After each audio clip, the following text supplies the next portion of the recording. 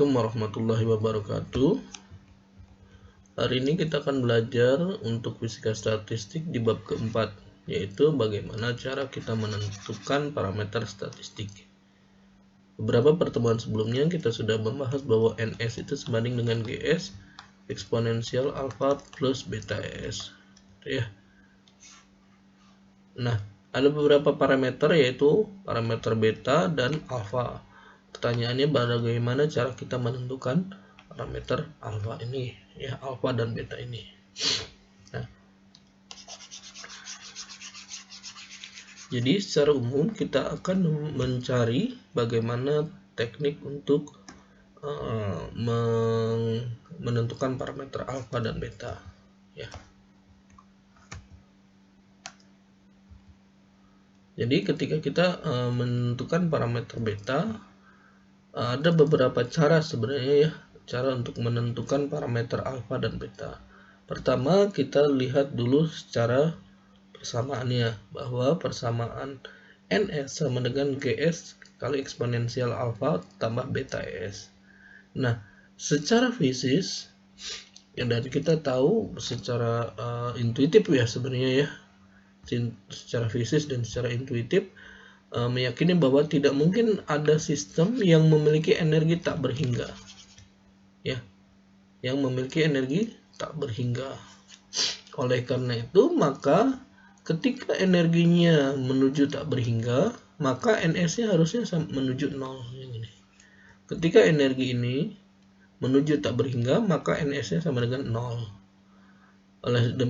Dengan demikian, maka parameter beta harus bernilai negatif. Kenapa? Karena kalau negatif, E-nya berapapun makin besar, maka NS-nya akan mengecil, dan seterusnya. Dengan demikian, bahwa beta itu kemungkinan nilainya adalah negatif sesuatu. Ya, nilainya negatif. Tapi masalahnya adalah apa yang nilai beta itu bergantung pada besaran apa, gitu, ya.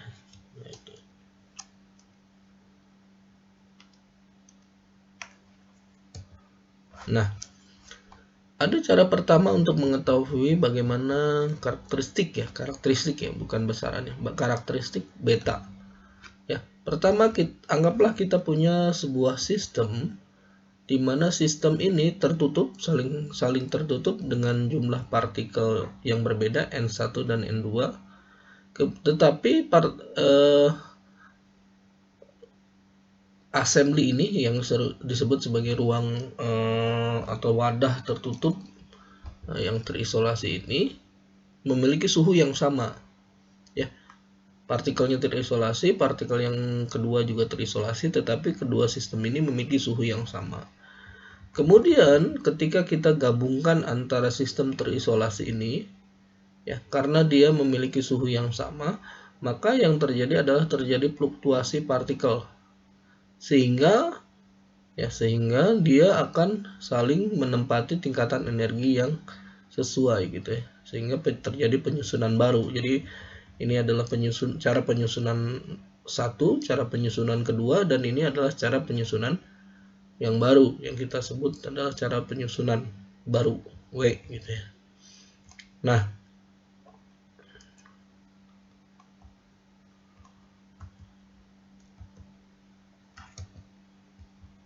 Nah, oke. Jadi coba kita perhatikan, ya. Jadi N1 itu sama dengan sigma N1S.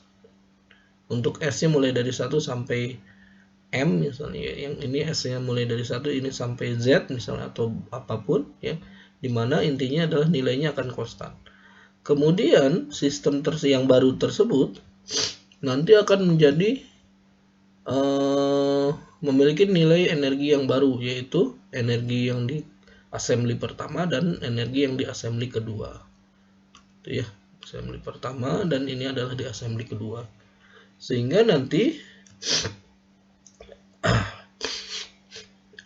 maka nilai energinya itu sebanding dengan sigma S N1S kali S1S, gitu, rata-ratanya. Kemudian ini juga adalah energi kedua yaitu sigma S mulai dari N2S kali energi rata-rata ke 2S gitu ya, dan S-nya mulai dari 1 sampai bilangan tertentu. Nah, kalau misalnya mengikuti konsep ini gitu ya, karena si assembly itu terisolasi, kedua assembly tersebut terisolasi, maka delta N1, delta N2, dan DU itu akan sama-sama 0. Kenapa? Karena dia terisolasi.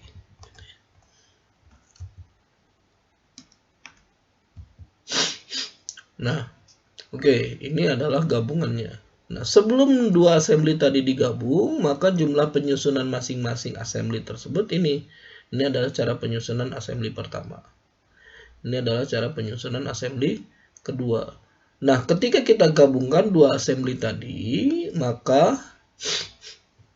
penyusunan ini itu akan menjadi perkalian probabilitas penyusunan pada masing-masing assembly awal. Kenapa? Karena bisa jadi itu akan saling mengisi, sehingga nanti seakan-akan itu adalah probabilitas kedua penyusunan gitu. Jadi penyusunan yang baru itu adalah penyusunan assembly pertama dikalikan penyusunan assembly kedua. Sehingga kalau kita misalnya mencari logaritmanya, kita akan dapatkan bahwa ln W itu sama dengan ln W1 tambah ln W2.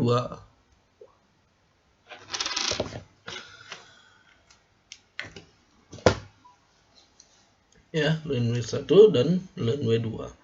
Kemudian kalau misalnya kita masukkan lagi ke pengali Lagrange yang kita telah gunakan untuk menyelesaikan persamaan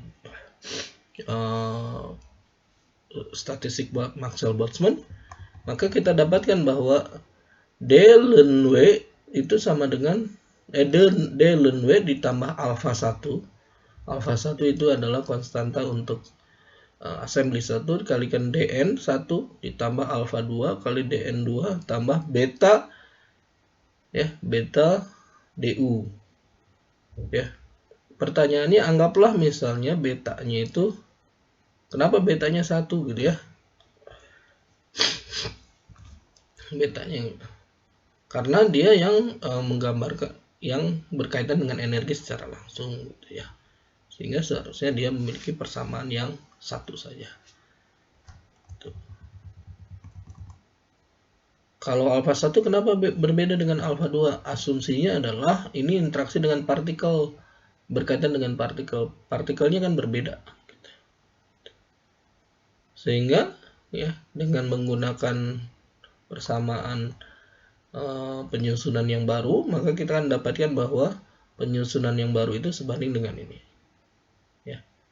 D ln W1 per dns1 dn1s kali D ini D ini secara eksplisit ya, ini secara implisit gitu ya. Ini juga sama, hasilnya akan menjadi bentuk persamaan seperti ini. Nah, kalau kita sederhanakan, kita pisahkan masing-masing, ternyata kita akan dapatkan bahwa persamaan ini menjadi bentuk seperti ini, di mana D ln W per dn1s ditambah alpha 1 tambah beta es ya, E1s kali ya, dn1s. Oke, yang ini juga sama, ini disebabkan oleh penyusunan assembly kedua gitu ya. Nah, coba kita perhatikan bahwa dn1s ini tidak mungkin sama dengan 0 ya. Jadi ini tidak mungkin sama dengan 0. Kenapa? Karena proses terjadinya fluktuasi energi, fluktuasi partikel, atau bahasa lainnya partikelnya ada gitu. Maksudnya partikelnya ada ditempatkan di tingkatan-tingkatan energi tertentu, pasti ada perpindahan gitu. Sehingga ini nggak mungkin 0. Perubahan jumlah partikel, jadi karena dia berpindah, bukan karena partikel yang keluar, tapi berpindah antara satu tingkatan energi ke tingkatan energi yang lain gitu, saling menempati gitu ya. sehingga bagian ini tidak mungkin 0. Dengan demikian persamaan yang dalam ini harus sama dengan 0. Itu ya. Sehingga persamaan ini harus sama dengan 0. Nah, pertanyaannya adalah persamaan betanya itu mengandung persamaan atasnya itu mengandung beta yang sama. Ini mengisyaratkan bahwa beta merupakan fungsi parameter termodinamika. Kenapa? Karena dia berkaitan dengan energi. Kan yang bagian ini D ln W itu, ln W per dns, dia tidak memiliki satuan. Alfa juga tidak memiliki satuan. Tetapi di sini beta kali energi, di mana energi memiliki satuan joule. Beta berarti adalah harus beta ES tidak boleh memiliki satuan. Sehingga kemungkinan beta itu adalah 1 per joule, atau bahasanya adalah dia adalah fungsi parameter termodinamika. Yang kalau misal kita perhatikan lebih jauh, maka parameter beta itu haruslah tidak berubah sebelum dan setelah digabungkan. Dan parameter tersebut hanyalah suhu. Gitu ya. Dengan demikian beta ini adalah fungsi dari suhu. Jadi beta sama dengan beta T. Oke, karena kita sudah tahu bahwa beta itu adalah fungsi dari suhu, kita lanjutkan ke selanjutnya, bagaimana cara benar-benar menentukan fungsi beta. Oke, coba kita misalnya bagaimana kebergantungan beta pada suhu, kita coba lihat ya.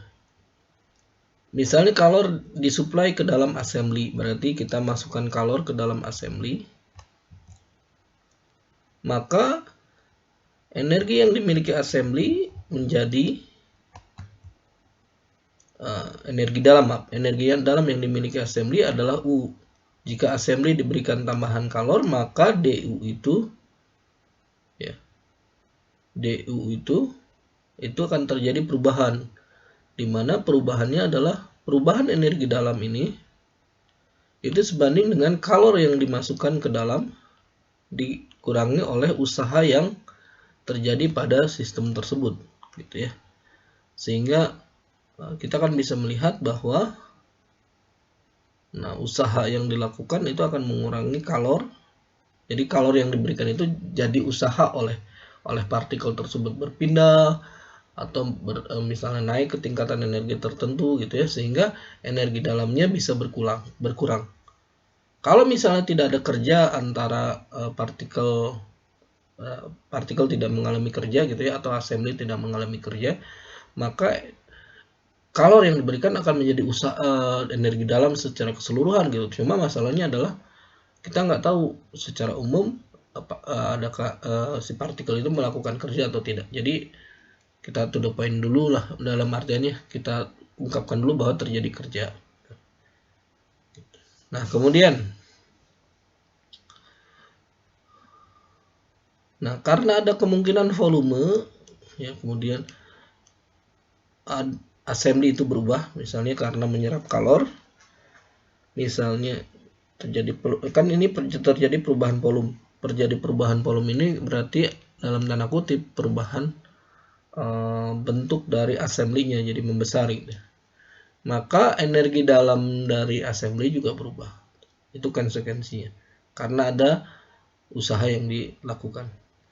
Akibatnya energi rata-rata dari suatu sistem, misalnya ES ini, jadi ES ini adalah energi dari suatu sistem. Jadi lebih menggambarkan energi dalam itu akan mungkin berubah juga secara umum, ya, sehingga delta ES itu tidak akan sama dengan 0. Ya. Nah, dengan demikian karena kita tahu bahwa energi dalam itu sebanding dengan jumlah partikel pada grup energi, bukan tingkatan ya, tapi kelompok-kelompok energi itu dikalikan dengan energi rata-rata masing-masing kelompok, maka kita akan bisa menggambarkan bahwa DU itu sebanding dengan jadi ini kita turunkan secara parsial dulu ya. Jadi DU itu sebanding dengan E dns, ini adalah fluktuasi partikel. Karena fluktuasi partikel, yang ini adalah fluktuasi energi. Jadi NS kali DE gitu. DES gitu.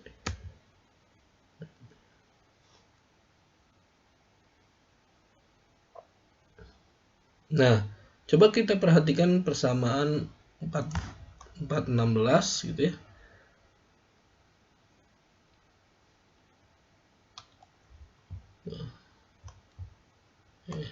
Nah, coba perhatikan ini, persamaan ini dan ini. Dengan demikian bisa kita lihat bahwa tingkatan energi kita lihat misalnya kita belajar lagi ke belakang dalam fisika modern, misalnya dalam partikel kuantum yang terperangkap dalam kotak misalnya. Kita pernah belajar bahwa tingkat energi partikel di dalam kotak itu bergantung pada ukuran kotak ya. Makin besar ukuran kotak, maka tingkatan energi makin rapat dan menjadi kontinu. Ketika ukuran kotaknya menjadi tak berhingga. Kelakuan serupa juga dapat diterapkan di sini. Ketika dalam assembly disuplai kalor, perubahan tingkat energi dalam assembly gitu. Energi dalam assembly semata-mata disebabkan perubahan ukuran spasial assembly. Ya. Jadi perubahan tingkat energi dalam assembly bergantung pada DES. Jadi bagian ini karena terjadi perubahan ukuran. Ya, sedangkan ini adalah kalor yang diberikan. Gitu ya. Dengan demikian misalnya persamaan 16 dan 17 kita akan bisa simpulkan korelasikan ya sebagai bagian yang depan ini karena kalor, yang bagian belakang karena usaha.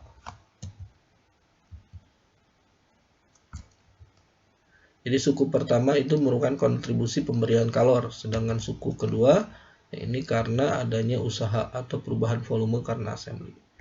Dengan demikian, sigma ES DNS itu adalah deki, sedangkan NS kali DNS, sigma NS kali DES itu karena usaha, minus P dP. Ya. Nah, jika kita menganggap bahwa dinding assembly sangat tegar, ya, dalam artian assembly-nya itu terisolasi, ya, sehingga tidak terjadi perubahan volume pada saat penyerapan kalor deki, maka kita bisa simpulkan bahwa bagian usaha ini sama dengan 0 atau DU sama dengan deki.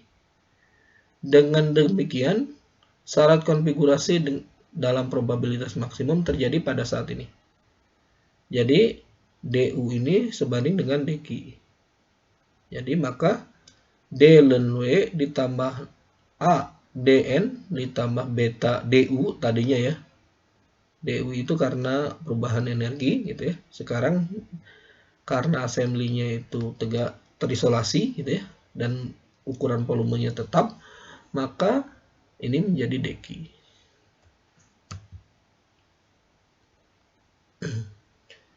Nah, misal untuk assembly yang terisolasi gitu ya, karena partikelnya juga tidak bertambah sehingga Dn itu akan sama dengan 0, maka akibatnya adalah persamaan ini menjadi D ln W ditambah beta deki sama dengan 0. D ln W sama dengan konsekuensinya adalah D ln W sama dengan minus beta deki. Ingat bahwa ln W itu merupakan sebuah fungsi dari D ln W karena dia adalah diferensial sejati ya, dalam artiannya eksplisit gitu ya. Yaitu merupakan selisih dua nilai yang berdekatan. Tetapi deki sendiri bukan merupakan diferensial sejati. Kenapa? Karena deki ini dapat dinyatakan sebagai selisih dua fungsi. Gitu. Dengan demikian bahwa ruas kiri dan ruas kanan masih belum konsisten ya. Agar dia konsisten, maka ruas kanan harus merupakan diferensial sejati yang bagian ini. Dekinya sendiri bukan diferensial sejati. D ln W dia diferensial sejati. Agar bagian ruas kanan yaitu minus B deki ini menjadi ruas sejati, maka B-nya ini harus fungsi yang sejati. Ya, caranya adalah deki itu dibagi dengan suhu, gitu ya. Kenapa? Karena kalau dibagi dengan suhu dia akan menjadi entropi sebenarnya. Dibagi dengan suhu dia akan menjadi entropi. Dan dia di entropi itu kita tahu dia adalah diferensial sejati. Jadi deki itu bukan diferensial sejati, tapi kalau dikalikan 1 per T, yaitu dia adalah menjadi deki per T, maka dia akan menjadi diferensial sejati. Ya, kita tahu dari persamaan entropi sebenarnya. Dan kita tahu, kita sudah bahas ya sebenarnya di termodinamika ya, yang lalu gitu ya, misalnya. Nah, deki ini, deki per T itu merupakan besaran termodinamika yang bernama entropi. Dengan demikian, agar ruas kanan persamaan menjadi diferensial sejati, maka beta itu haruslah 1 per T. Jadi, beta itu kita anggap sebagai sebanding ya. Beta sebanding ya dengan 1 per T. Dan dia nilainya negatif.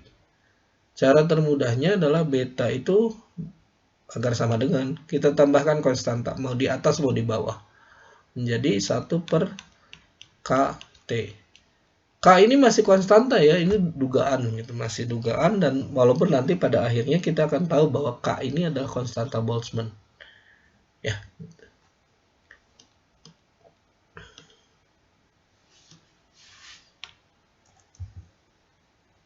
Nah, bagaimana cara untuk menentukan beta? Salah satu cara termudahnya adalah dengan menggunakan energi rata-rata. Bahwa kita tahu energi rata-rata dari sebuah sistem itu bergantung pada suhu, yaitu sebanding dengan 3/2 KT. Ya. Nah, bagaimana cara untuk mengetahui energi rata-rata? Caranya mudah. Energi rata-rata itu sebanding dengan jumlah partikel kali energi rata-rata partikel ditambah jumlah partikel kedua kali energi rata-rata kedua tambah jumlah partikel ketiga kali jumlah partikel ketiga kali energi ketiga, dan seterusnya sampai jumlah partikel ke n kali energi ke n dibagi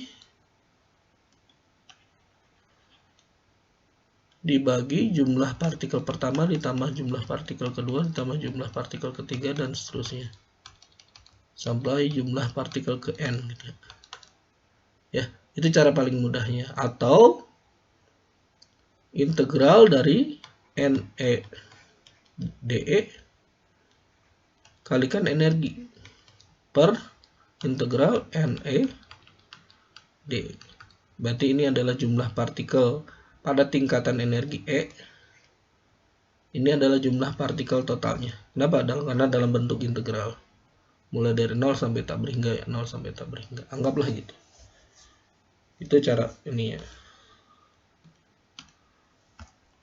Ya. Nah, NEDE ini kita sudah tahu dari pertemuan sebelumnya bahwa NEDE sebanding dengan 2pi volume B itu konstanta kali 2m pangkat 3/2 kali eksponensial alfa tambah beta E kali E pangkat setengah DE.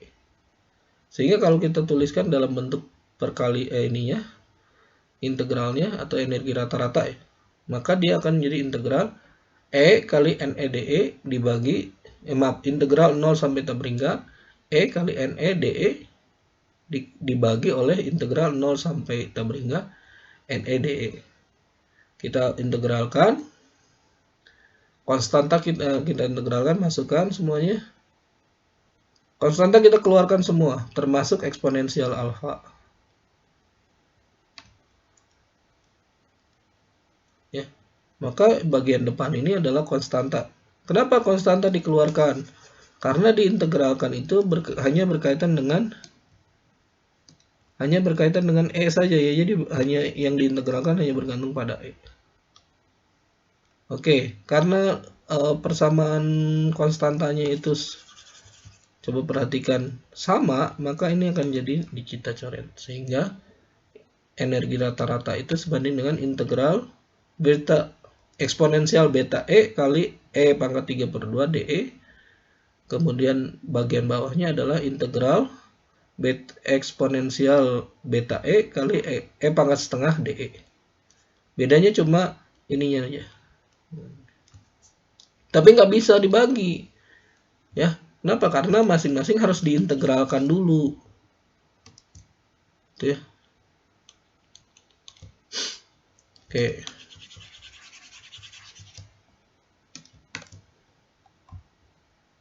Nah, cara mengintegralkannya adalah dengan menggunakan integral parsial.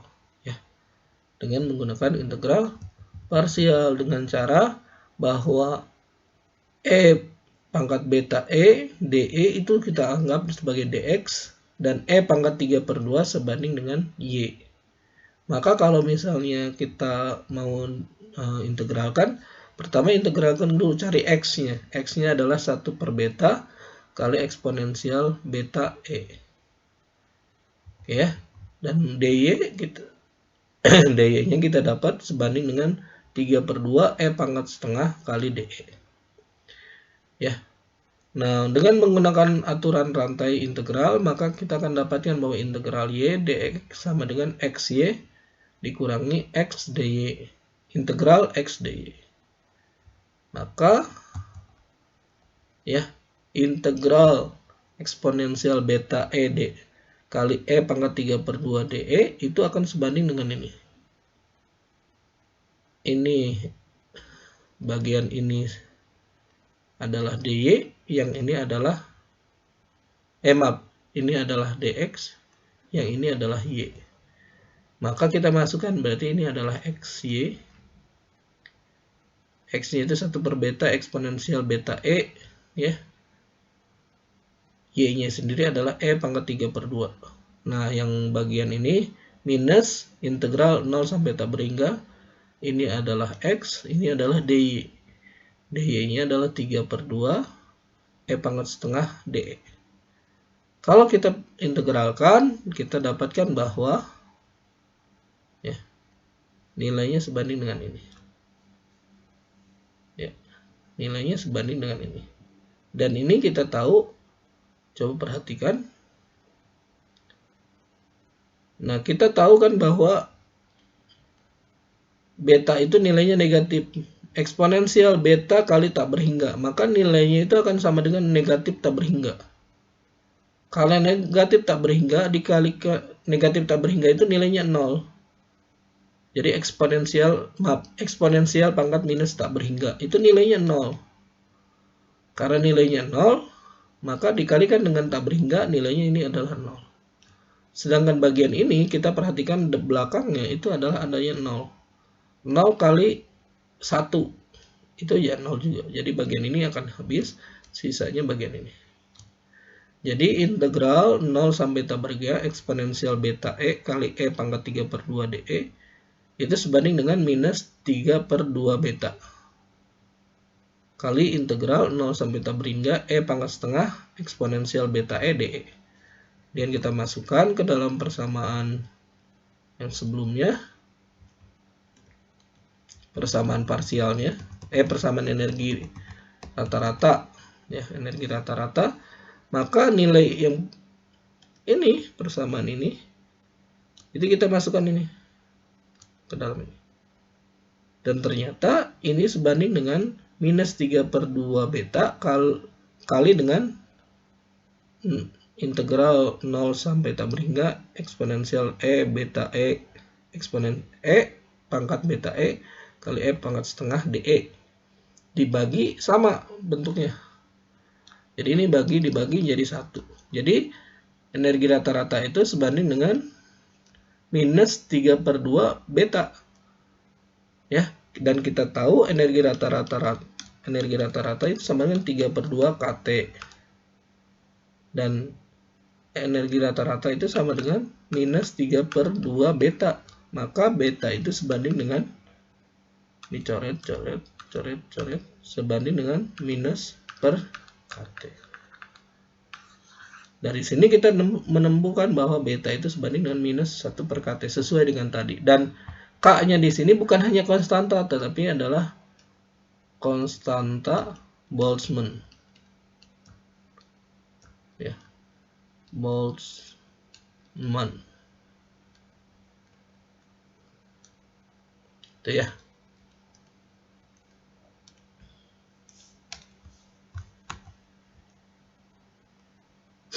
Oke. Kenapa K-nya itu merupakan konstanta Boltzmann? Secara sederhananya karena dia berasal dari ungkapan energi rata-rata sistem. Dan kita tahu bahwa energi rata-rata sistem itu sebanding dengan minus 3/2 Kt, di mana K-nya adalah konstanta Boltzmann. Oke. Selanjutnya, bagaimana cara untuk menentukan konstanta alfa ini ya? Maka kita bisa lihat bahwa jumlah partikel ya atau sigma ns ya, sigma ns ini adalah jumlah partikel itu sebanding dengan sigma gs kali eksponensial alfa tambah beta es, dan kita keluarkan eksponensial alfanya, maka sigma ini sebanding dengan gs kali eksponensial beta es ya. Jadi penjumlahan ruas kiri adalah jumlah partikel total, ruas kanan adalah adanya konstanta alfa dan pengali gs kali sigma gs kali eksponensial beta s. Nah, kita tahu bahwa sigma gs eksponensial beta s itu sebanding dengan ini.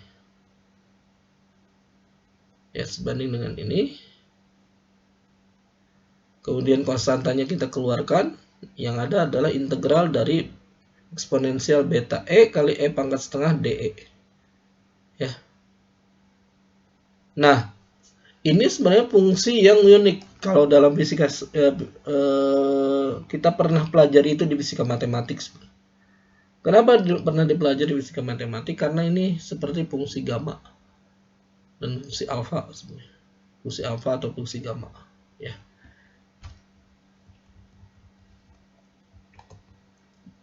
Bagaimana cara untuk menyelesaikannya? Pertama, kita definisikan dulu bahwa beta E itu sama dengan minus Y. Sehingga maka energi itu sebanding dengan minus Y per beta. Jadi, maka kalau kita turunkan DE itu menjadi sama dengan minus 1 per beta kali DY. Atau E pangkat setengah sebanding dengan minus Y per beta di pangkat setengah. Atau misalnya minus 1 per beta pangkat setengah kali Y pangkat setengah. Maka kalau kita masukkan ke dalam integral, ini adalah eksponensial beta E, ini menjadi eksponensial minus Y, sedangkan E pangkat setengah menjadi ini, dan DE-nya sendiri menjadi ini. Masukkan. Hasilnya adalah menjadi sama dengan minus 1 per beta pangkat 3/2 integral 0 sampai tabringga eksponensial minus Y kali Y pangkat setengah dy. Maka nilai integral ini itu adalah fungsi gamma 3/2. Jadi kalau integral 0 sampai tabringga eksponensial minus Y pangkat n dy ya, itu maka nilainya sama dengan fungsi gamma n tambah 1. Dan y-nya ini kan pangkat setengah. Kalau n-nya sama dengan setengah, maka fungsi gamma-nya itu sama dengan setengah tambah 1. Ya, atau gamma 3/2.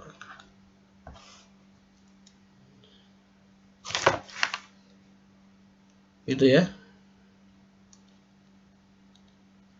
Nah, berdasarkan ini, gamma 3/2 itu sebanding nilainya dengan akar pi per 2. Di akar pi dibagi 2 gitu ya. Sehingga ini bentuknya jadi seperti ini. Kita masukkan betanya berapa gitu ya.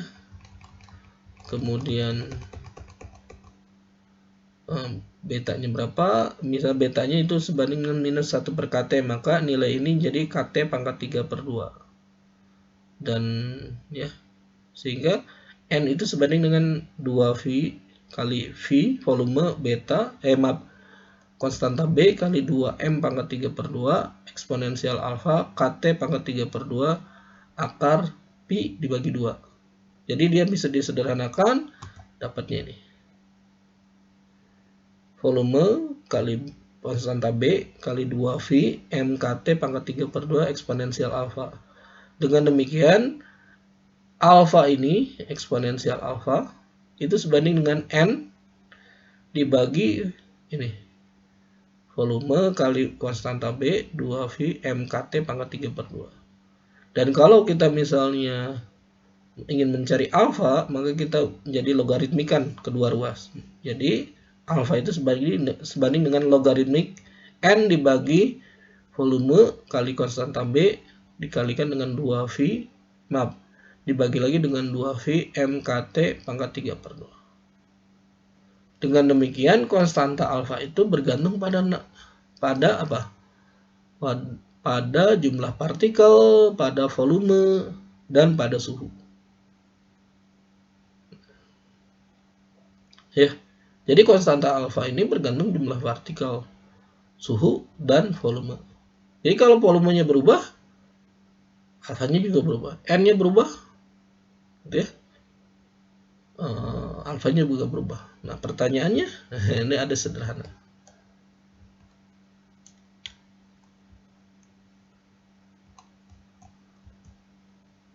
Pertanyaannya adalah, kalau misalnya ini berkaitan dengan partikel yang dapat anihilasi itu, misalnya elektron dengan positron, kalau bertemu, alfanya berapa?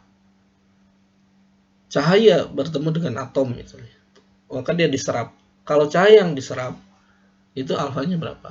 Nah, itu bisa kita cari dengan asumsi ini. Oke, sekian kuliah kita hari ini. Semoga bermanfaat. Assalamualaikum warahmatullahi wabarakatuh.